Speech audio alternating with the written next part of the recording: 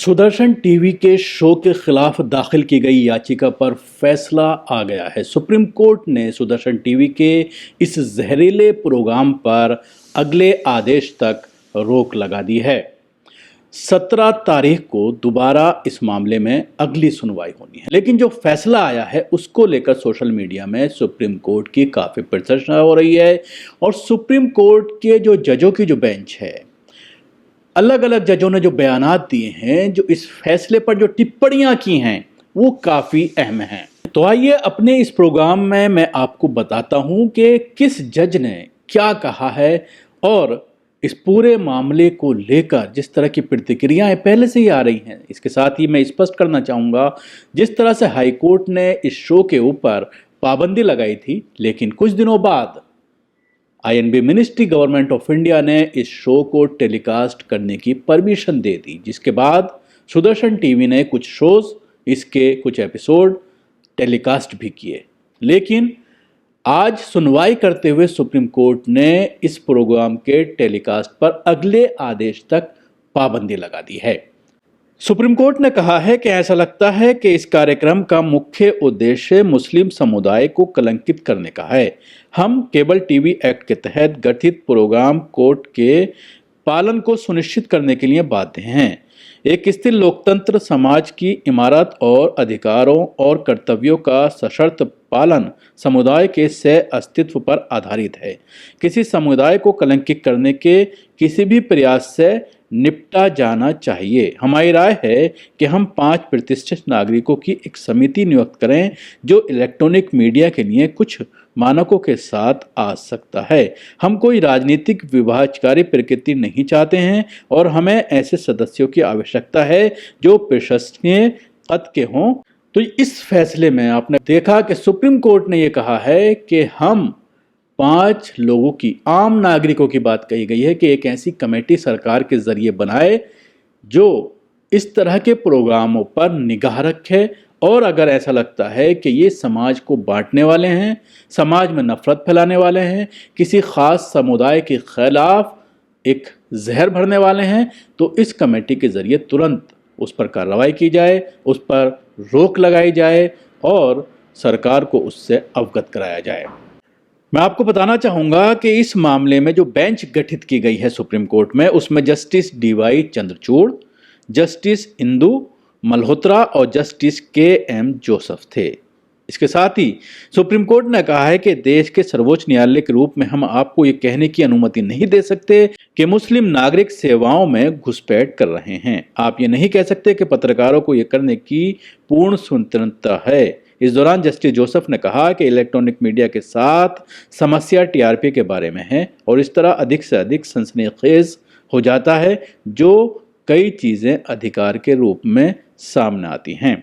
Justice Chandrachud ने यह भी कहा है कि केंद्र की 9 सितंबर की अधिसूचना के बाद उसी थीम पर आधारित कार्यक्रम के एपिसोड प्रसारित किए गए हैं और 5 एपिसोड बचे हुए हैं। याचिकाकर्ता ने कार्यक्रम की सामग्री यूपीएससी में आतंक या जिहाद को मुसलमानों के खिलाफ हेट स्पीच करार दिया। तो देखा किस तरह से जस्टिस चंद्रचूड़ और जो दीगर जज हैं उनके जरिए इस प्रोग्राम को लेकर जिस तरह की टिप्पणी की गई है, वो एक पूरे मीडिया समाज को घेरने की कोशिश है। जिस तरह से कई सालों से ये देखने आ रहा है कि एक समाज के खिलाफ इन टीवी चैनल्स के जरिए इस्लाम के खिलाफ जिस तरह से एक तरफा मुहिम चलाई जा रही है और इस्लाम को बदनाम करने की कोशिश की जा रही है, चाहे वो तलाक का मामला हो, चाहे एक से ज़्यादा शादियों का मामला हो, या और जिस तरह से बहुत सारे समय समय पर मामले आते हैं, लव जिहाद का मामला बार बार उठाया जाता है, तो किसी ना किसी बहाने से देश में बांटने की कोशिश इन टीवी चैनलों के जरिए की जाती है। अभी हालिया दिनों में आपने देखा होगा कि कोरोना काल में जिस तरह से तबलीगी जमात के नाम पर मुसलमानों को बदनाम किया गया, मुसलमानों के ऊपर इस तरह के आरोप लगाए गए कि इनके जरिए ही पूरे देश में कोरोना फैला है, कोरोना बमर, कोरोना स्प्रेड करने वाला बताया गया मुसलमानों को, और जो नफरत फैलाने की न सिर्फ कोशिश की गई बल्कि उसमें कहीं ना कहीं कामयाब भी रहे जिस तरह से दृश्य देखने में आए पूरे देश से, अलग अलग इलाकों से, कि किस तरह से मुसलमानों को जो गांव में, जो महल्लों में सब्जी बेचा करते थे, उनको किस तरह से निकाला गया।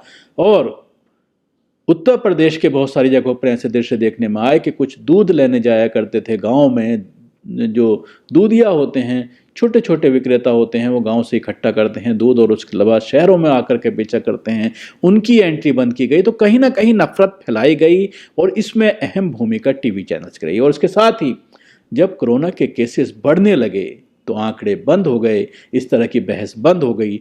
आज जब रोज़ाना 90,000 से ज़्यादा केसेस सामने आ रहे हैं, तो अब ये नहीं कहा जा रहा कि उसमें तबलीगी जमात के कितने लोग हैं, उसको सेपरेट नहीं किया जा रहा डाटा को। तो जिससे ये पूरी तरह से स्पष्ट हो जाता है कि सरकार के ज़रिए इस तरह की चीज़ों को बढ़ावा दिया जाता है। सरकार अंकुश लगाने में नाकाम है।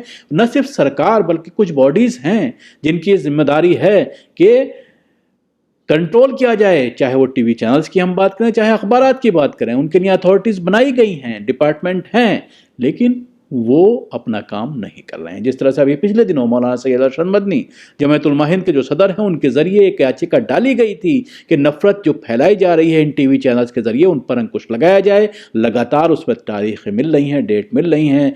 ये बार बार ये कहा जाता है कि INB मिनिस्ट्री को हमने, इंफॉर्मेशन ब्रॉडकास्टिंग मिनिस्ट्री को हमने कहा है कि वो अपना जवाब दाखिल करे, लेकिन उसके ज़रिए जवाब दाखिल नहीं किया जाता। उसके अलावा और जो अथॉरिटीज़ हैं जो न्यूज़ को कंट्रोल करती हैं, जिनकी जिम्मेदारी होती है कि न्यूज़ को देखें, कोई ऐसा कंटेंट तो नहीं जा रहा है जिससे दूसरे समाज के जज्बात को आहत हो रहा है या दूसरे समाज के जज्बात के साथ साथ उनको नुकसान पहुंच रहा है, उनके खिलाफ एक वर्ग बनाया जा रहा है, उनके खिलाफ एक साजिश की जा रही है। इन सब चीज़ों पर निगाह रखें और अगर कोई ऐसा करता है तो उसको नोटिस दिया जाए, तुरंत प्रभाव से उस पर पाबंदी लगाई जाए, उस पर बैन किया जाए। लेकिन ऐसा देखने में नहीं आता, क्योंकि इस तरह की कमेटीज़ में जो लोग होते हैं वो भी सरकार के ज़रिए अपॉइंट किए हुए होते हैं। और सबसे बड़ी बात यह कि जब इसका मामला हाई कोर्ट पहुँचा था तो बड़ी तारीफ की जा रही थी हाई कोर्ट की, और जाहिर सी बात है हाई कोर्ट का फैसला अच्छा था जिस तरह से उस पर पाबंदी लगाई गई थी। लेकिन सुदर्शन टीवी सुप्रीम कोर्ट चला गया और उसके बाद